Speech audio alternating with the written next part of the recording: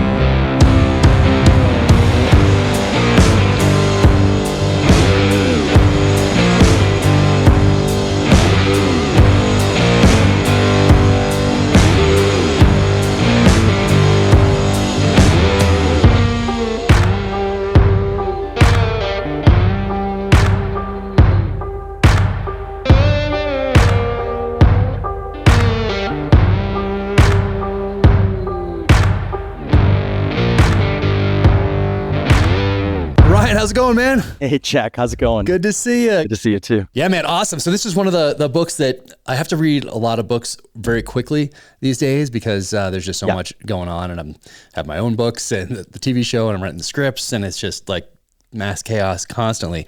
So I usually have to go through books pretty quick. And then this one, man, I started it and I thought it was going to be one of those ones, and I'm like, oh, I need to slow down because it was so good. So congratulations. Oh, thank you. Yeah, it's awesome. So really, really cool.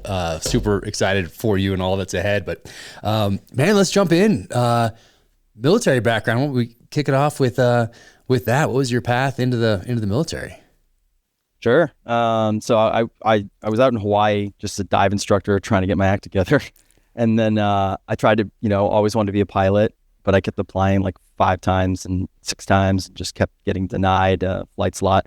So I actually dropped out of college, enlisted EOD, and I got all ready to go to Great Lakes and everything like that. And then by happenstance, I taught this guy and his son an advanced scuba class. Their instructor no-showed, and I did it. And turned out he was the head of PAC Air, and he was like a F-18 guy. And Captain Costello was his name. And he, after the week, I didn't know who he was during the whole week, but he knew my story or whatever. And I was headed to Great Lakes in a couple of weeks. And so after that, he wrote me a letter of recommendation and helped me get my package through. And then I got picked up for flight slot in the Navy, and then I became a helicopter pilot. I was a sub hunter, so I was an H-60 Bravo guy. So you're probably around to remember those. They're not around anymore. But I was a Bravo guy, and I thought I was going to be doing sub hunting off, South China Sea kind of stuff, like a lot of my friends were. And that was not what happened. I got assigned counter narcotics, joined Interagency Task Force South, and I did that I did 3 deployments down there doing that stuff with all those different partner agencies and stuff. It was a good gig. It's kind of like the Wild West, to be honest. But after 3 deployments, I got hurt on an emergency landing, and I just was battling, trying to get back up on flight status. So I went to search and rescue in Pax River, Maryland, and eventually, the med board got me, and I was out. So then I became an investigator. Did that for about 5 years until about a couple of weeks ago. I investigated Boeing and Lockheed and all those guys, managed their prototype aircraft development contracts and stuff. So basically, I'm the one who keeps them honest with the money we give them. No, but I had no friends when it comes to that. But writing's been getting so busy now that I can't honestly give it my all, having people work for me and stuff. So I kind of took a lateral, and now I'm the safety department head for Unmanned Test and Evaluation Squadron 24. So. Oh, and that's in a civilian capacity, like a GS capacity, or what's? Yeah, GS. So test school, at Pax River, test pilot school and all the test wing, most of them are civilian because there's so much turnover. By the time these guys get out of test pilot school, it's 18 months for that. They're not in the job very long before they move on. So to have continuity, they have a lot of the department head jobs are run by civilians who, worked there before. So yeah, it's just kind of fell into one thing after another. So It kind of feels weird to keep having my toe like in aviation and stuff because, you know, like I got kind of that taken away from me a little bit and, you know, can't really fly anymore at all. So, it's weird still having like one toe in, but it's also kind of nice because like, you know, like my alter ego was, you know, like Navy pilots were known by our call sign. It kind of feels like an alter ego, you know, and so I kind of just get to live in that a little bit, I guess. But yeah, but I'm ready to go on to the next chapter, if you will. I understand. Yeah, I get it. When you were applying to flight school or to the Navy, did you only focus on the Navy or do you look at any other services? No, funny you said that. Yeah, so I originally wanted to go to the Air Force Academy. Well, I actually did not. You'll find this funny. I did not get into the Naval Academy because my English scores were not good enough. So like here I am getting published, great. Right? So that's pretty funny. That's fantastic. I got into the Air Force Academy, but my English scores weren't good enough. So like your English scores, like on the SAT or something? Yeah, my SATs. Like I didn't break like a 600, which is like the minimum they want you to do. So I think I got like a 590 was like my highest or whatever. And I don't really put much stock in those things anyways. But so I got like the Falcon Scholarship. They give one away and it's 2 years of prep. So it's like 1 year at a military community college as a plebe, then you go to the Air Force Academy prep school, and then you do 4 years. And I was like, 3 years of being a plebe. I was like, I'm just going to pack my bag and go to Hawaii and get a degree there. So that's what I did. That's not bad. So you went to Hawaii and you're teaching diving. Did you dive before you got there? No. I had never been out of New England. I grew up in Maine. I'd never even been on an airplane. Always wanted to be a pilot. So I flew on my first flight out of New England to Hawaii with a one-way ticket. And yeah, I just, you know, I started, you know, cleaning the dive boat and like filling tanks in exchange for training. And I eventually became an instructor, did the dive master thing for a while. And my boss was awesome. I worked for Dive Oahu for like 6.5 years. And he would basically like give me training and stuff in exchange. I'd work it off after the fact. So I did a ton of work for free for him. But that was kind of like, it didn't pay the bills. So I had a ton of other jobs on top of that. But yeah, it was awesome. It was like changed my life. It was great. Were you reading Clive Cussler out there? Every day. Nice. Every single day.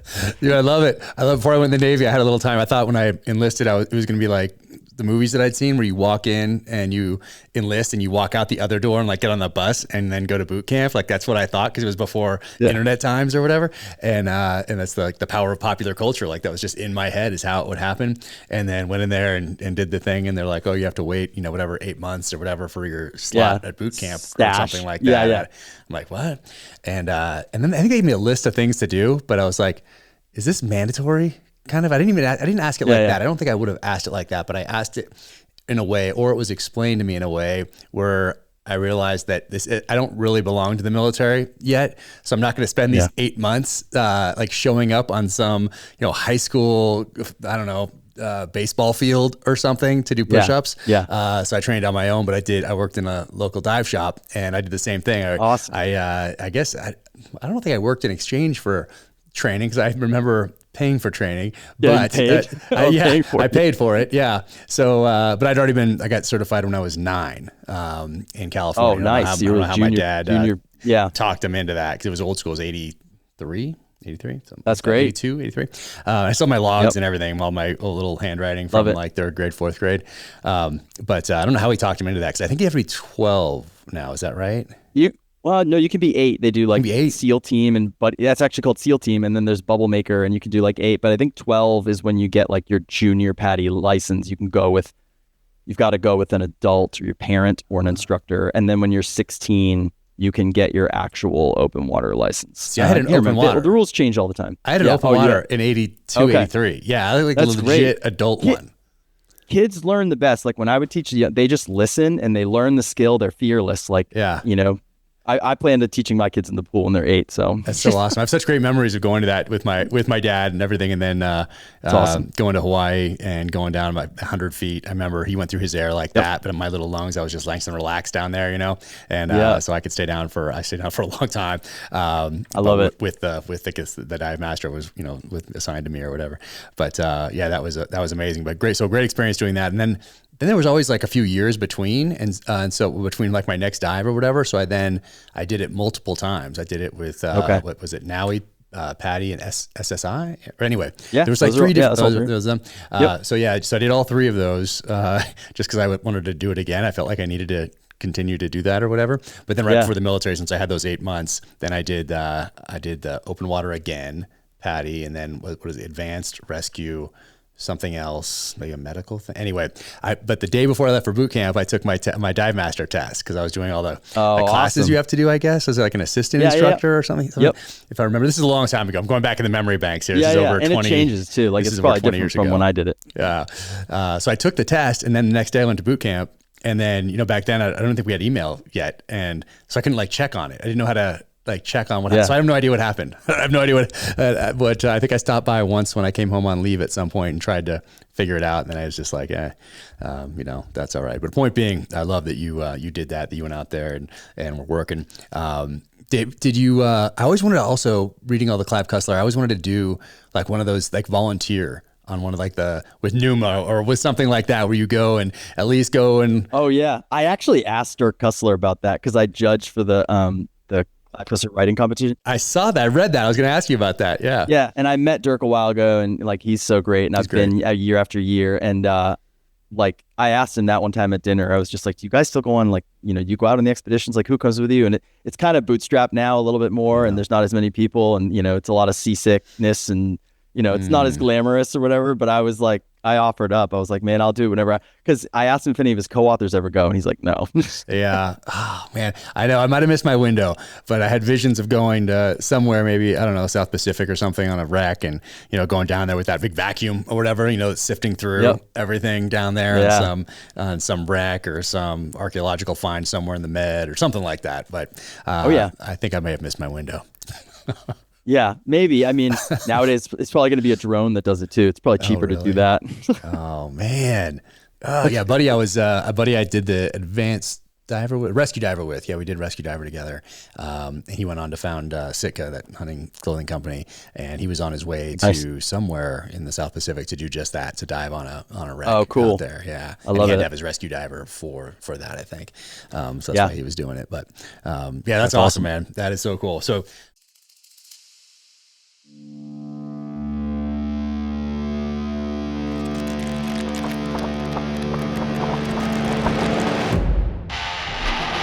Since 2003, Bravo Company Manufacturing, founded by a U.S. Marine veteran in Heartland, Wisconsin, has been crafting mission-ready weapon components for professionals who demand reliability. Trusted by U.S. Special Operations, law enforcement, and responsible citizens worldwide, BCM gear is engineered and tested to perform in the most unforgiving environments. Every BCM tool is built and tested as if your life depends on it. Go to Bravo Company USA for more information. Bravo Company, American-made, duty-built. So you did that. You're diving out there into the Navy. You go. Yep. What was flight training like? It's funny. You kind of had mentioned like you were waiting around. Like I got, just like everybody else, I saw Top Gun and I wanted to be a pilot, right? Like that's just our generation. And so I walk in and I'm like so excited to be there with the 3 guys from OCS that all got flight slots. And we walk into this huge atrium. It's day 1 of like getting ready to get classed up. And there's hundreds of people in the room. Some of them are in flight suits, some of them are in khakis. And like this guy comes out in khakis. He was 05. He's got a coffee cup, and he just goes, "All right, I'm not gonna like blow smoke up your asses.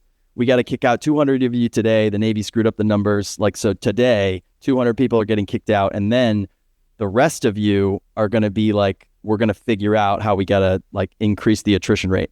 So like right off the bat, they offered like the early out things like immediately. So a line formed, and I'm thinking like, dude, didn't everybody just want to be here? Like and I just went to OCS, which was kind of, OCS is OCS, but I was like, it's still like you're away. You're like, I'm here, like I made it. And I'll never forget. I looked to the guy next to me who I just graduated with, and he was in line already. And I was like, what the? So they kicked a bunch of people out, and then we were what's called like on the bubble. So they do like an NSS score. So like it's a bell curve where you are compared against the 100 people that graduated ahead of you. So they started raising the NSS score, which is like your composite score. So once they started raising it, everybody started being more competitive. So it used to be an 80. By the time I classed up, it was a 98 was the average to get to graduate, which is what's called API, which is Aviation Pre-Flight Indoctrination in Pensacola, Florida. So it's like 6 weeks of all the exams. Like, so you're doing like master's level classes compressed into a week, taking exams and moving on. And then you do survival training and all that stuff and like all that. So I took my first meteorology test and I got like an 85, and they called me into the office and they were like, yeah, so if you don't get 100 on everything from here on out, you're out of flight school. Wow. And I had already gotten three pink sheets in all of flight school. You're gone. And I got 2 pink sheets in civilian, what's called IFS. They put you in a Cessna till you solo, and they were looking to kick people out. So like I didn't log a flight that got canceled because of weather. Pensacola, Florida, there's not any weather. And because I didn't log it correctly at the civilian flight school, like I got 2 pink sheets that day, and I was like, so I was already like, I was just on the edge like the whole time. So for the whole like next 2 years of flight school, I was like on an inch of getting kicked out like constantly, right from like week 1. So it was stressful, a little stressful, but I made it. So I got 100 on everything, and like, yeah. So, I mean, that's just the kind of mentality you have to have, is that, no one's going to know more than you, and like, you're going to figure it out. So yeah, I made it through, and I wanted to be a jet pilot, but it didn't, I got sick. Like, so after I classed up, I went to T-34 Charlie. It's the Turbo Mentor. It's old. They don't do it anymore. It's like the T6 now, but it was like, the old slide back canopy trainer, like real awesome little aircraft, World War II vibes. And I flew that out of Corpus Christi, Texas. And then we went up to Las Cruces, New Mexico for like 3 months and did stuff up there because of weather. And, you do aerobatics and like formation, all the fun stuff. And like, that was when it was like, wow, I made it, and then I realized, I got sick every single day, and it never went away. And I really like lost my my stomach for flying fixed wing. And my on wing at the time was a Bravo guy, and he did the counter narcotics mission, ironically. But he was like, "Hey man, you should go helicopters. You get the crew. You can do a lot of cool missions." And I was like, "Yeah, sure. Like that sounds actually really good because I hate being sick." So yeah, I chose helicopters and got it. And then I showed up to the last Bravo squadron. It was HSL 49 in the Scorpions in San Diego and Coronado. And we basically were holding it down because the Navy hadn't transitioned to the Romeo yet, which is that like, more advanced sub-hunting helicopter. So we started filling all the, everybody was late with their transition. So we were filling all the deployments. So we were deading out to everyone that needed helicopters.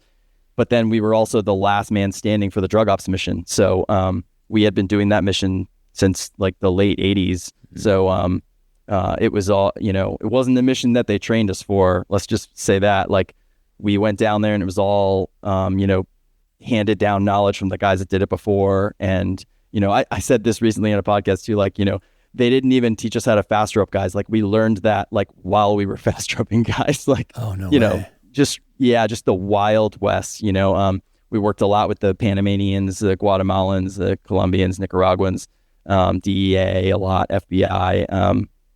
So, it was like a multi, Joint Interagency Task Force South is like a conglomerate task force of like all the different government agencies kind of rolled in. And then you use Title 10 privileges to kind of make us like Title 50, or I think I got that right. It's been a while, but yeah, Title 10 privileges for law enforcement stuff. Okay.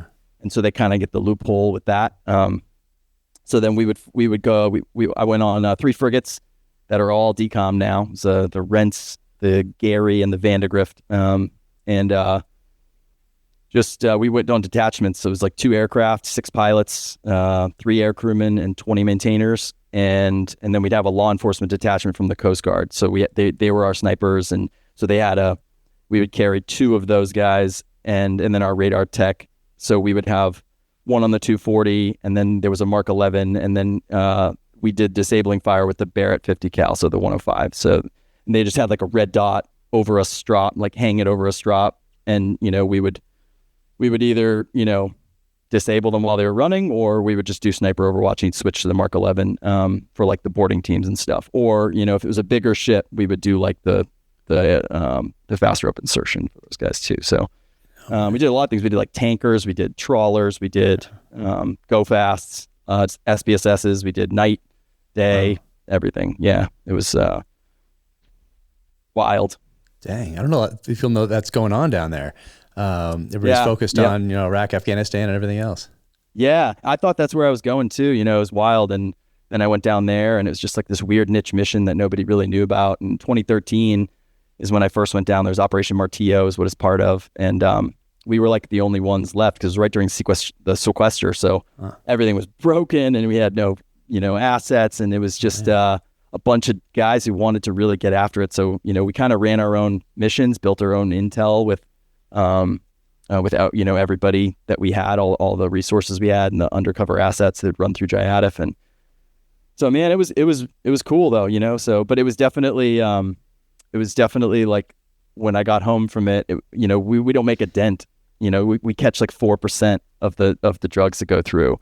And, because we were patrolling an ocean the size of the United States, and these guys are running 2,000, 3,000 keys of pure uncut cocaine, like trying to bypass Central America. So they'll try and run it and frog hop themselves up from the coast of Colombia to Mexico. So they want to skip all the middlemen, and so that's the most economically viable way for them to do it. And the Caribbean is there's more assets over there, so they tend to run more on the South Pacific side.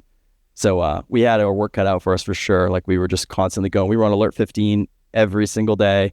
Op tempo was super high. We were launching multiple times a night. Like it was pretty much every night I was doing a double bag. So it's like that's 3.5 hours for a single flight. So come back and get gas and go back out.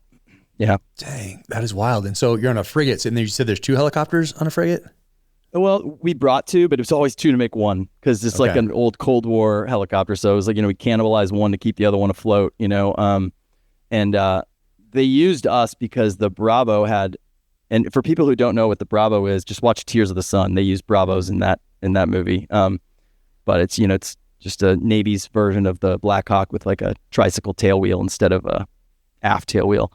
And so we had a really robust radar. It's called the APS 124. It way more robust radar than like a P3 or anything like that. Like we had a very, very good radar. And it was an air and sea radar. So we could pick up sea contacts and air contacts. This thing could pick out, our guys were so good that they could tell the difference between a dolphin and a 55-gallon drum. Like it was very, very, once you knew how to use it. And, then we had FLIR and those are pretty much the only like assets that we had. But that's all we needed out there. I mean, we would launch, we would, take the intel we had, knew what we were looking for and where we were looking for it. We'd run the radar up high, find the contacts of interest, go take a peek at them. And then once they looked like, they were good, sometimes we run in on someone and run a name of a boat, because a lot of times the fishing trawlers will like support the go fast. So they'll refuel them, or they'll hold it in their ice holds or something like that, or stick it inside fish. They do all kinds of things, secret compartments and all kinds of stuff. So you get very good at being like, hey, they have gear that's, they look like they're a tuna fishing boat, but they're not a tuna fishing boat. And they only have 2 crew when they should have 6. And, you start learning all that kind of stuff and, to get them. But yeah, it's kind of like being a cop. Yeah. You never know what you're flying up on, never what you're pulling over. Exactly. Yeah. We had guys throw man pads overboard and stuff, so the threat was there, but they never wanted to escalate with us because it's just the cost of doing business for the cartels. Like, because we would detain them and chain them on the ship. A lot of people don't know that either. So like after we would bust them, like they would come on the ship, be chained by the leg to the side, and then we would feed them chuck wagon stew until we were able to disposition them. And then we would take all the narcotics on board and test it. And then, once we were too full, we would pull in and turn it all over to the DEA. Dang. Yeah. All right, this is Jack Carr checking in from Park City, Utah. Hello, everybody out there at SIG Next. I wish I could be there with you. I was just finishing up my latest novel, Cry Havoc, which hits shelves on October 7th. And last year at SIG Next, I was so honored to be able to introduce the 40th anniversary edition of the P226 right here. And if you followed me for more than a day, then you know how fond I am of this pistol. I used it for my entire 20 years in the SEAL teams. It was by my side on every single deployment. Even when I had to put my M4 down, I always had my 226 Mark 25 variant, sometimes right there at the ready. And this year, I am also honored once again to be able to introduce the next evolution of the P226, and that is this pistol right here. It is the P226X Legion. Oh, that feels good. Dare I say it, might feel better than the original. It comes in both a full-size edition with a 4.4-inch barrel and a carry-size edition with a 3.8-inch barrel. Both sizes are available in double-action, single-action with the iconic P226 decocking lever. The new P226 X Legion has a new X-Series alloy frame with an even more ergonomic design with a deep undercut below the trigger guard and an extended beaver tail with an enhanced grip angle for an even more balanced feel in your hand. Both sizes have a full-length dust cover and rail on the front for a classic modern look. One of the biggest additions to the new P226 X Legion is the amazing trigger, which is now adjustable in all models, giving you a smooth, crisp, customizable feel. Both the full and carry size have the bull barrels, just like the legendary X5 editions, making them extremely accurate. All models are optics ready with a removable sight plate, which has a pro footprint. These two are fitted with SIG's Romeo X optics. The all-new P226 X Legion series, the next chapter in the history of this incredible pistol. This pistol feels good. Still feels like it's an extension of my hand. And this right here, this just might end up being the new carry. Yeah, I could do some good work with this. Love it. Did you ever catch the same people twice? Was it kind of like a catch and release type of situation? Sometimes, well, because then like they'll go to Miami. How it works is they'll go to Miami and then because we're operating out of Joint Interagency Task Force South, which is over there in District 11 Coast Guard. So they'll go to Miami, they'll get processed in front of a federal judge, and then someone will come in and represent them. We have to be like by the book international law or they get off, so we have to film everything even at night, and it gets hard because you interdict someone at night, you disable their engines, your camera goes off for a second, they can make a claim that you didn't do this or that, and they'll change their clothes the second you disable their engines, like because they know that if the camera frame breaks, they could be like, those aren't the same people, those aren't us, that kind of thing, and most of them will get off and go back into circulation. So it's just It was a cool mission to be a part of. We could have done a lot more. We were hamstringed by policy. I'll just say that. Yeah. And who's fast roping? You fast roping a Navy team on there or like a Coast Guard team? Nope. We train Coast Guard guys. Yeah. So MSRT or they call TACLET. So like it was PAC TACLET South was the guys that were with us. So tactical law enforcement detachments. Okay. One time we trained with I can't remember if it was SEAL Team 2 or SEAL Team 4, but like it was funny because like we had been doing HB, VBSS, and VBSS like clockwork. Yeah. And some teams, they cycled through some teams to do training with us because we were training. I think we were training Guatemala. I can't remember, Guatemalan Navy guys, and or their like version of SF. And like some of the SEAL teams came through to do that with us because they were like, we have been in the desert forever and we haven't done this mission. And like, so they came in to do some training with us. It was cool. It was cool because, like for us who kind of learned on the job, when those guys came on board, we were kind of like, shouldn't you guys be teaching us? And it was just kind of humbling, I think, for everybody as part of the mission that, like we figured it out and we were getting it done. So that we actually knew enough that other people wanted to train with us too. So, but it's a wild mission to be a part of. What happened to those boats you put 50 cal through the engines or whatever you're doing? Like, do they just stop, disable the engines, or they start taking on water? Do you have to like patch them? Like what happens to those boats? So those fiberglass boats are really hard to sink. Even when you burn them and blow them up and like we would do all that kind of stuff to disable them, like parts of them floating. They do not go down. Yeah. So they would drill the engines and then they would just stop running. Because a lot of times they play like cat and mouse because they know that you have, it's really hard to find a boat in the middle of the ocean. And so they're all, 11 foot of freeboard, big cigarette boats, painted gray, no markings on them. The engines are painted. They got like three 350s out the back and they're just cruising on the open ocean. So, they see you and they're like, okay, I got to outrun his gas. And as long as I can wait till his gas is out, his ship is going to take a while to get here and everything like that. So, their tactic is to avoid you, try and not get their engine shot out. And then the second you leave for gas, they'll either just keep going and then stop and then put tarps over themselves. And then at that point, it's really hard to find them. If there's choppy waves in the South Pacific, it's hard to pick them out on radar. I mean, a lot of times we still find them, but that's like their best tactic. Yeah. And what are they trying to do? They're trying to get to Mexico and then take it across a bunch of different ways? Yeah, they're trying to get to Mexico or they'll stop and cut inland, like if they get stopped. So like there'll be fishing boats or other go fast handoffs along the way that'll take the drugs, hold them, transport them to someone else or refuel them. So they'll have tons of, some of the fishing boats will have tons of fuel cans on board. And a lot of times they'll run at night and then they'll transfer it during the daytime, something like that, till the next one comes and gets it, and they'll just do that. Or if we're there or they see us there or something like that, they'll radio each other ahead of time, and then they'll cut inland and then they'll take it via land for that particular one. But there was such a network of informants and assets and stuff that, we were constantly on whisper chat. Like if one of us wasn't flying, the other one was in CIC, like, just on the chat with Jayadav trying to figure out who had the latest information on, what the biggest target was that we were getting or whatever. No kidding.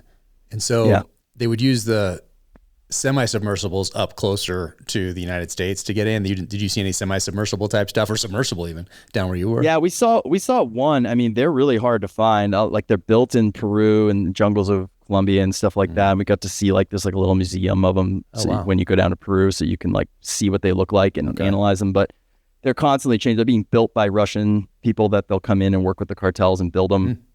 They're one-time use. Some of them are pretty sophisticated in their propulsion. Some of them are not.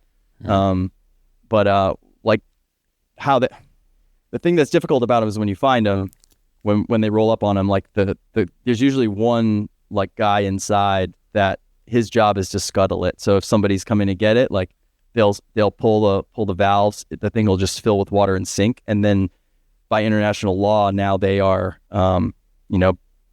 everything is alleged, right? Because it's law enforcement. So even though you know what they're doing, now you have to rescue them. Yeah. And now they're like a survivor of something. So that's wild. They know how to play the game. Yeah. Jeez, that's wild. What was the sketchiest interdiction that you had? The sketchiest interdiction. So I would probably say the sketchiest one. So the Colombian Navy one time was feeding us false information. They cut in on intel that we had that a big shipment was leaving. When I say big, we're talking 10,000 keys of pure cocaine, a big hitter was leaving for the coast, and they were going to do a big transfer. And they gave us some false information. And so we were kind of off it. So then we got back on because there was an informant, there was a DEA agent that was undercover, and he was texting from his pocket, time late. So we were getting it 2 to 10 minutes time late, via however he was sending it through to us. And he was giving us real-time updates about what the boat looked like and what was going on and how fast they were moving roughly. And so we ended up finding them again, and we rolled up on the two boats and we got them. And it was a little dicey because you know that there's a friendly on board. So the sniper is extra nervous about his shots because, for those guys too, and you know this, I mean, you were a shooter, those guys were always worried because they were trying not to shoot people when they're disabling a boat. So, and these guys are pretty close. So the console's only a couple feet away from the engine and we're moving pretty quickly. So, anyways, when we interdicted those guys, bringing them all on board, not knowing which one of them was the undercover guy, I don't know, the whole thing just felt a little, because sometimes our rotor wash will flip the boat over and you never want to put down one of your own guys or something like that. So that was pretty, I mean, I don't know why I thought of that one, but we ended up getting that seizure, and then they had an iridium sat buoy that they left, and they were going to float this daisy chain bale, and they were going to come pick up the drugs. So what we did was we got them in time that no communications went out. So we wrote in Spanish, "Thanks for the drugs, see you soon," put the buoy back in and activated it. Oh, wow. And then that night, 2 60-foot fishing trawlers showed up in the middle of nowhere, right on top of this buoy to fish it out, and we took them down at night. So that was cool. Dang, that is wild. And how come you're using Coast Guard boarders and snipers instead of Navy type? Yeah, so that's posse comitatus. So the ship actually pulls the Navy flag down when we're on operations, raises the Coast Guard flag. We switch tack on from 4th Fleet to District 11 Coast Guard. They control the ship, which is Homeland Security, and then we were deputized as Homeland Security. So we went through all the legal JAG training and airborne use of force training. Even though you're off Nicaragua? yeah, so international law. And then, so then, you know, we'd roll up on them. We would go over Maritime 16, like para su barco, which means like stop your vessel or whatever. And that's like our good faith effort to tell them to stop. And then if they don't stop, then, you know, they drill their engines and then, you know, we just do overwatch for the boarding guys. So interesting. Wow. I don't know if people don't know a lot of what the Coast Guard does, but I didn't know I knew they would be down there, but not doing like that sort of thing. There's a great book, back to like the Noriega days. It's a great book. If you're interested in it, it's called, Not Your Father's Coast Guard. Oh, interesting. I don't know that one. Write that down. Yeah, it's a great book. It talks about the history of like the riverine operations, like running down these cartels and stuff. It's pretty cool. I think the Coast Guard gets overlooked sometimes. Like that's a good. People ask me about different, you know, where their son or daughter wants to join something or whatever, and you know, going to Merchant Marine Academy. I always like bring that up because a lot of people overlook that too. Because you get to kind of choose. You have a job if you want to do Merchant Marine stuff, if that's your thing, or there's some options to join any of the other branches as well out of there. Get a great skill set. But then Coast Guard has some really cool training and then some really cool duty stations also. I mean, if you love hunting and fishing, there's Kodiak. Those guys are amazing up there. The rescue swimmers, obviously. Lake Tahoe, you know, there's a station there. You know, of course, San Diego and Newport and all that stuff. But Coast Guard has is not a bad way to go. And they wear Sperry shoes on the ship. They know what they're doing. Nice. Oh yeah, not a bad gig. I think if you're looking at the you know, some sort of service. Man, that's wild. Yeah. And what happened? What happened with your hard landing, which is another way to say crash, I believe. Yeah, so you know, in our world, if you walk away and everybody's okay, we don't call it a crash. It's one hell of a good landing, right? Wow. But so I mean, it's kind of a long story. I don't know if you want to get fully into it, but long story short, we had an emergency, came off target. We had an emergency in the helicopter. Where are you? Unrelated to, we're off the coast of El Salvador. Okay. So it's at night. We're towards the end of the mission. So we're low on gas. And we had a very simple, benign, like aircraft malfunction. Well, not benign, but the collective. So it's all hydraulically boosted, right? Everything is hydraulically boosted. So what happened was my boost, we got what's called a boost hardover, where like something gets messed up either electrically or within the servo where it's fixed high power. So when the collective is fixed high power, which is up high power, that's like 120 pounds to push that thing back down. And I mean, you guys can do it together because they're linked. But the problem is when you come back to land on the boat, which is like pitch 3, roll 10, that's a problem. And in the Bravo, like we didn't do clear deck landings. We have a probe, we do a trap. So the Bravo was like the last aircraft to trap. So you have a probe that sticks out the bottom and then you have to put it in a trap and then the trap closes. Otherwise, like the deck on a frigate is too narrow and the ship rolls too much. So you have 17 feet, but when it rolls 10, the water's right on the edge. So you know, you'll flip over without the trap. So so we started to go back, and the only way to get around that to land safely back on the ship is to turn off the servos, and that makes the controls really loose, like jiggly, like jello. And so you have a lot of what's called pilot induced oscillations. You start to kind of jiggle around, and you're at night on MVGs. It starts to get a little wobbly, but we were good. It was not like a crazy emergency. It was definitely going to be like an interesting landing. Yeah. But then my gyro started to tumble. So it wasn't just, it was an electrical malfunction. We got what's called a very rare malfunction in Sikorsky called a voltage sensor relay failure, which you get dirty power from the ship. It fries your generator control unit, and then that just causes electrical problems downstream. So we started having one problem after another. So my gyro started tumbling. So it was messing me up on goggles. So I had to go unaided. So we were aided, unaided. And then the HARS bar on our ship failed, so we didn't have any horizon. So I didn't have a horizon either. And then, so he's flying, so he ends up getting vertigo as well. So then it goes back to me. I'm already on the verge of vertigo. I'm flying cross cockpit. I get vertigo even worse because I'm down cross cockpit and I got no horizon. So I just kind of hold it enough so that he gets level. Our air crewman came up in the front and is trying to use the FLIR to like help us out, but it's just so wobbly. So we end up all getting vertigo really bad. And he had it the least, so I gave it back to him. I was junior pilot. This is my first deployment. So we go out there and we come back to the ship. We had low fuel lights. We didn't have enough fuel for another pass. We had to just what's called stick it, where you just dump the collective and drop the aircraft down and, just try and get that trap. So helicopter, like, you know, is 2 degrees to 3 degrees left wing down. I was in the left seat, and old frigates, they can't to the left. So they go, when you like roll 10, it's like 10 degrees down on the left. So every time it comes back up. So you're 10 degrees down. So as it was coming up, we were coming down, and we just crunched the left side of the aircraft when we stuck it, and my seat fully stroked down. And I came down so hard, I got a TBI, and my C1 through my T1 completely compressed, like lost 3 discs, and what? It was rough. But I was so like on adrenaline from the whole thing that I was kind of like, wow, I got whiplash, like that sucks. And it wasn't until the next day that I woke up and I couldn't move my head at all, and I was like, something's wrong.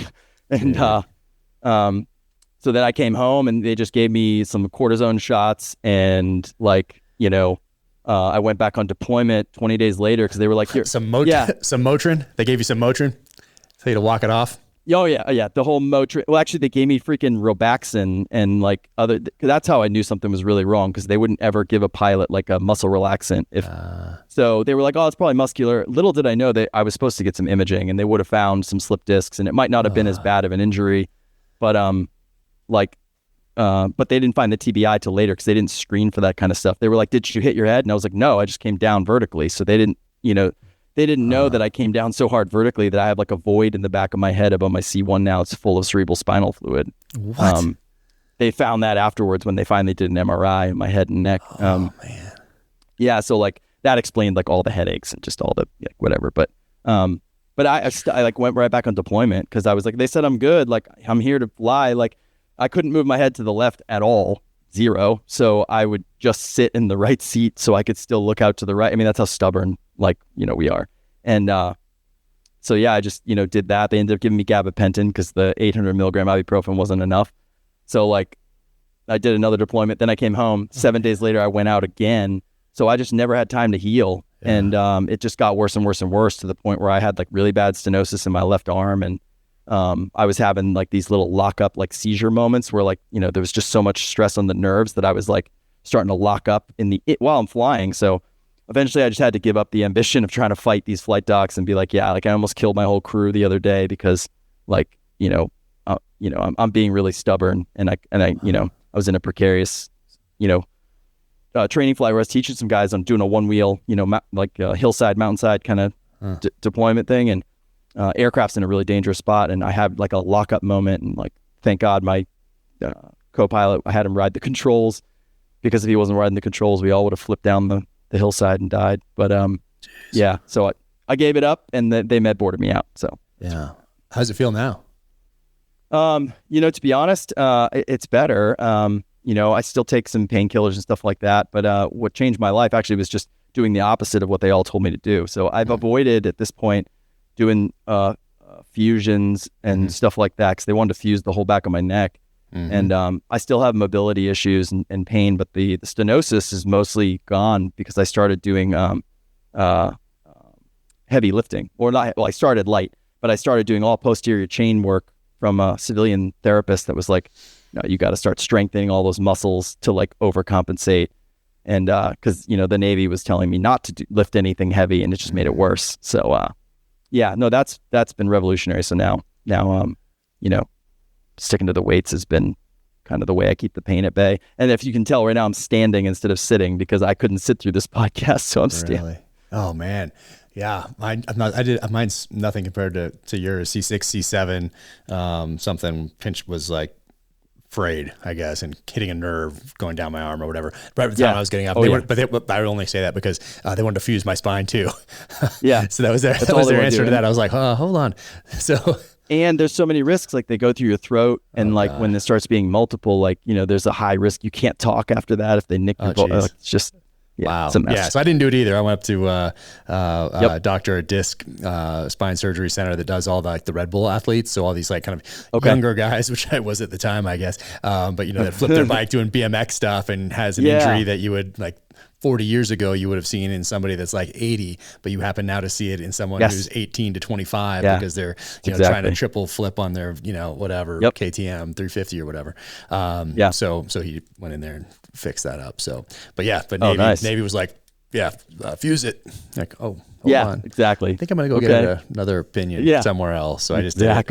You know, and I think you're supposed to get permission to go do that in the Navy, like go out if you're going to go out somewhere else, but I just did it.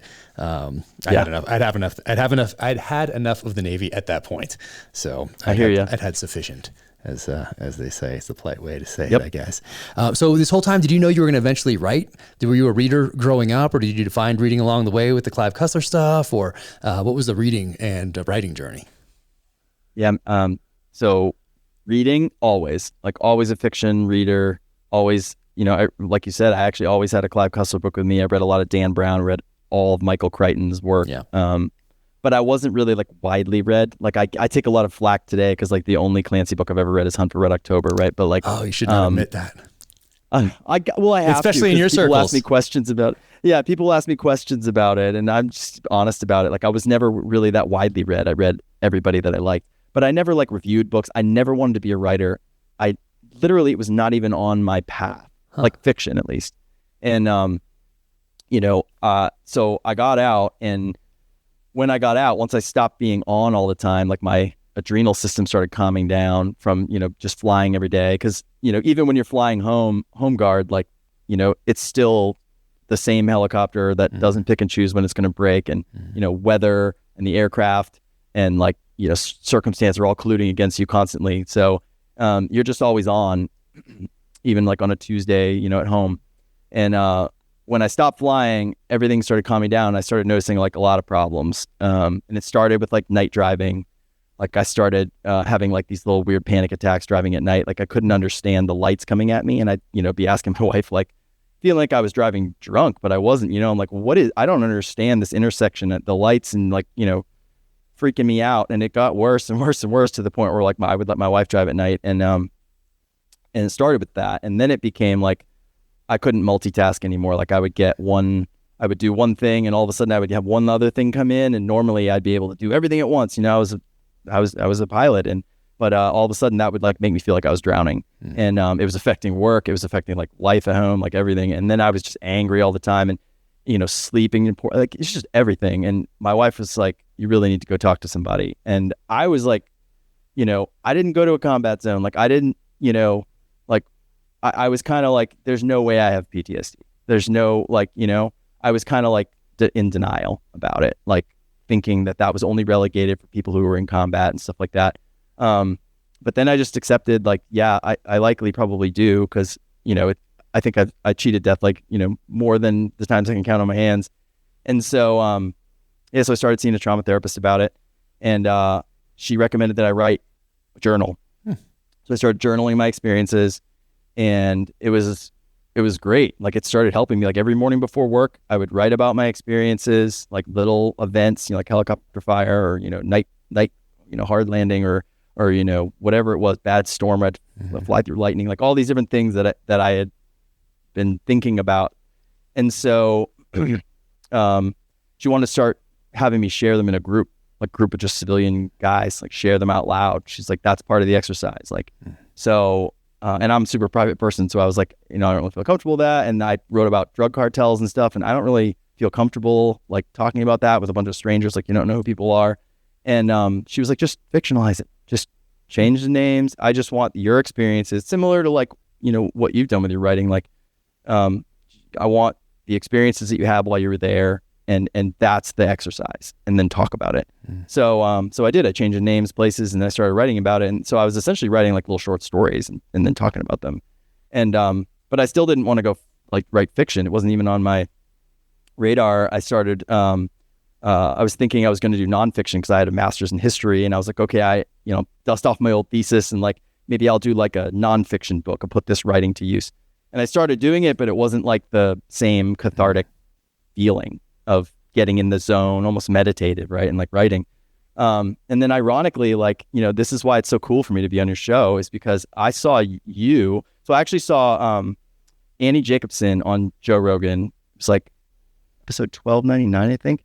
And they were talking about like what it takes to be like a writer, and how you just have to like go all in. And like that really spoke to me, because at that point I was lost. I wasn't in a job that I wanted to do. My career had been taken away from me, and I was like really just, you know, socially, like I just didn't feel like myself anymore. And I was like, you know what? Like, I think I'm going to do that. Like I can do that. I need a focus. This writing thing is helping me. I'm going to do that. So that's when I started kind of thinking about that nonfiction book. But then I saw you on, this was the first time I'd ever seen you on in April of 2020. So I don't remember what episode it was, but April 2020, you were on Joe Rogan's podcast. Yeah, it was first. That was the first time. Yeah. Yeah. And I didn't know who you were. I didn't know anything. And I was watching this or listening to it. I can't remember. And I'm like, wow. So here's this Navy guy. So like I resonated with that. And I was like, he got out. And what resonated with me is you said that you didn't have like an MFA in creative writing and that you just read a lot. And I started thinking about it and I was like, man, I like my perception of being a writer changed when I was listening to that podcast. Cause I was like, okay, here's a guy who went and did it and he didn't have all that background that I thought you needed to be like a, literary, I didn't know. So then after I listened to that, I started looking into it heavily. I started taking master classes, like literally like masterclass.com, BBC Maestro, like, every author I could possibly listen to on an interview like this and then just started writing. I wrote 5 novels before I ever got published. I had an agent, lost an agent, just tons of like rejection and, yeah. So, and now I'm here. So. No way. That's awesome, man. I loved hearing that. That's fantastic. Yeah. And so was this novel number 5 then or 6? This is 4 of 5. This is 4 of 5. This is the 4th of 5. So I went out with this one because I wrote 3 Ethan Cain novels. This was the 3rd Ethan Cain novel. But I wrote it kind of like it was the first. And I went out with an agent for the first 2 at first and didn't get anything and lost that agent. And then I was pretty much going to give up and like self-publish everything actually. And then a friend of mine, Mike Madden, who I know through the Custlers, he had kind of taken me under his wing as a writing mentor. He did Clancy for a while before Don Bentley and then Custler Organ Files he took over, and he called me one day and he was like, don't self-publish. And I was like, no, I'm done with it. Like I like my family needs me now. Like I need to just step away from this. Like I tried and I failed. And then he was like, well, I have an editor of mine who used to be my editor at Putnam for 22 years, or he was an editor at Putnam for 22 years. His name's Mark Devani. And he got fired during the whole Simon & Schuster PRH deal fallout. And this guy was like going to end up being the publisher at Putnam. Like he was so high up there. And he became an agent at David Black Agency. And he could have honestly gone with anybody.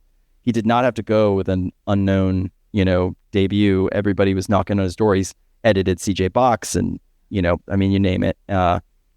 But Mike said some nice things about me and made an introduction, and he agreed to meet with me. And then he read all 5 of my books, and we decided together after 3 months of him vetting me that we were going to go out with this book. And we went out. We only got one offer, and it was Tom Colgan. So there we go, Tom Colgan. That's awesome, man. That's fantastic. Yeah. Tom's great. That's wonderful, man. And how did you find your first agent then, the one that didn't work out?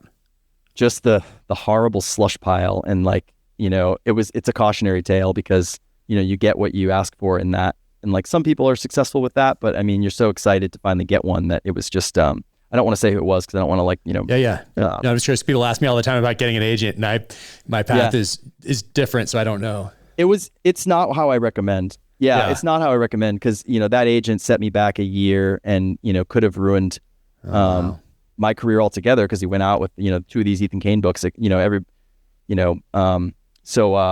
it didn't go well. So honestly, like I found my agent now because of just relationships that I built with other authors, and not to and I say that for people out there like that might be listening to this, like not to get anything from them, like a true relationship with someone. Like I became very good friends with Mike Madden, and for a year and a half, he just mentored me in writing, and he saw how much I was putting in the work, and then I never asked him for anything and vice versa. And then one day he was just like, I'm going to do something about it for you. And oh man, that is awesome. We've corresponded before. Haven't met him in person, but we've corresponded before, and he seems amazing. Seems like such a fantastic guy.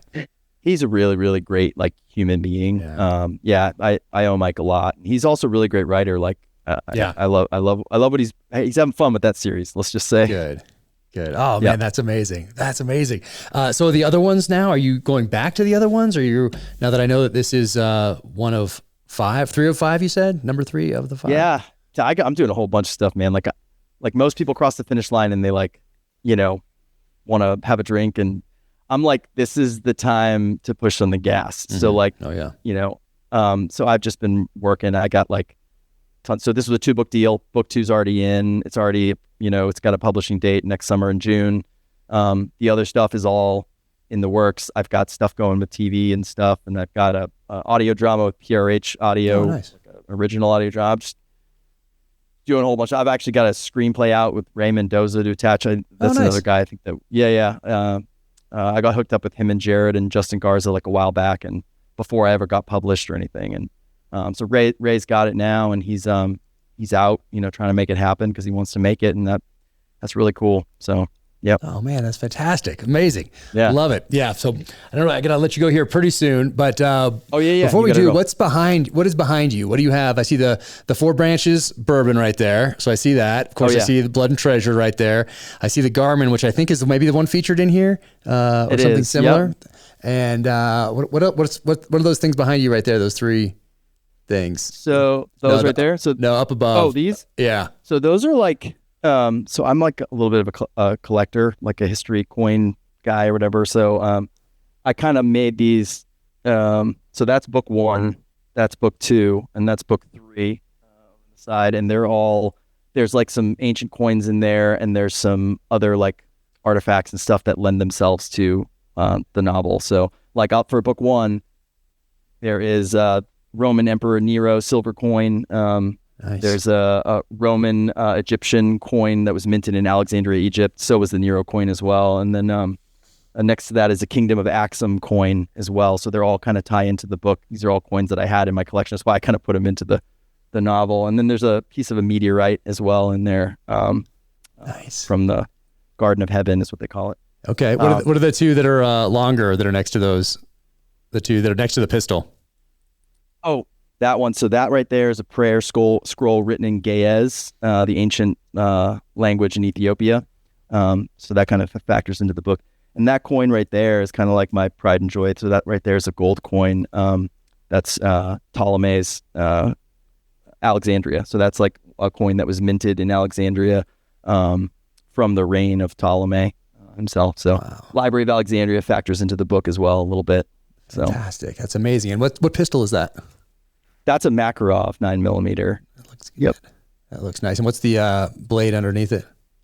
So that's a little teaser for book 2. That's a Mongolian cavalry sword. All right. Nice. Yeah. I like it. Awesome, man. I'm trying. I mean, fantastic. It doesn't look like yours yet, but I'm on my way there. Well, it looks more organized. I mean, if there's a reason that the cameras are only pointed this way and don't show the rest of the chaos, and certainly don't show inside the garage or upstairs in my office. This is a playroom too. So if I were to turn the camera, it would be like kids' toys. I got 4.5 and 2-year-olds. So. Oh man, that's awesome. That's fantastic. Oh man. Well, hey, congratulations. Blood and Treasure. Awesome. Loved it. Want to go back to it and read it slower all the way through, but congratulations on this first outing. And thank you. I'm so glad to hear that there is more already completed and other things in the works. Yeah. And that's just, that's wonderful. Fantastic, man. Congratulations. Yeah. Thank you again for having me on. I appreciate it. Thank you so much. Absolutely. Take care. Well, hopefully I'll meet you in person soon. Yeah, definitely. All right. Cool. Take care. Bye. This episode of the Danger Close podcast is brought to you by Cry Havoc. From New York Times #1 best-selling author, Jack Carr. Cry Havoc, a Tom Reese thriller. Order now.